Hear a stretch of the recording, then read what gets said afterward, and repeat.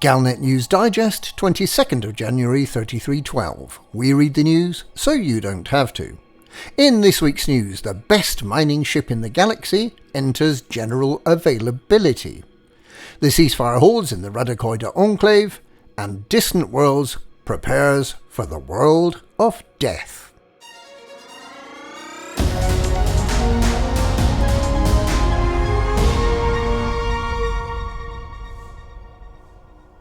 The Radica Type-11 Prospector, the ship that revolutionised asteroid mining, has entered general availability, meaning that it's now available to buy for credits.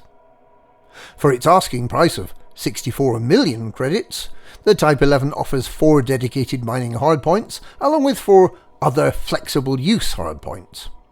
With its offset cockpit, the forward hardpoint can, and should, house the mining volley repeater, an energy projectile weapon that's far more efficient than mining lasers, knocking much larger chunks of ore from the asteroid and also functioning as an abrasion blaster.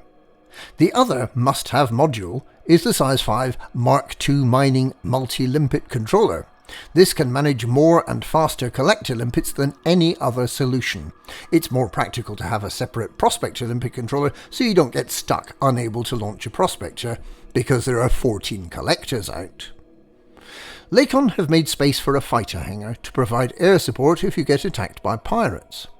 With plenty of cargo space and superb efficiency, it's possible to use around 60 limpets to mine 200 to 250 tons of metal or ores in about 30 minutes.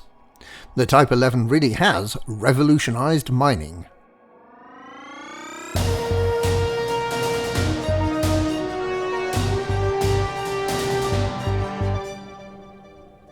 Elsewhere in the galaxy, the Radicoida war remains paused, with no undermining activity this week.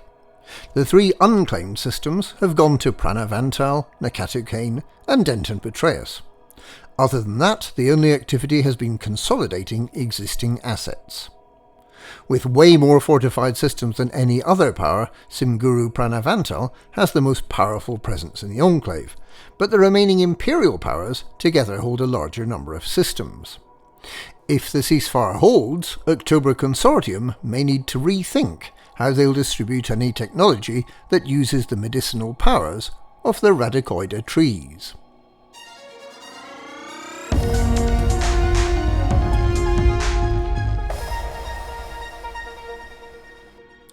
Meanwhile, Colonia is welcoming the Distant Worlds 3 expedition. The Distant Suns fleet carrier is laying over in the Eol Prow IW-W E1-1110 system until 0900 on Friday the 23rd of January, when it'll be departing for the first sightseeing stop of the voyage, the Monde de la Mort, or World of Death, a landable planet in the Spoi-High XE-X D2-9 system that spends quite a lot of its orbit inside a white dwarf jet cone. The expedition will be inviting its participants to see if they can dodge death and land safely on the planet, perhaps to dismiss their ship and witness the spectacle of a planet travelling through the jet cone from the relative safety of an SRV. With fleet carriers nearby, participants will be able to rebuy their ships locally, taking much of the worry out of the exercise. The Distant Suns fleet carrier will return to Colonia on Saturday and return once again to the Monde de la Mort on Sunday evening, prior to the evening events, affording Colonia residents another opportunity to join the expedition. When the expedition moves on next week, there will be another 7 days of carrier-based travel before the flotilla undocks and sets off for real.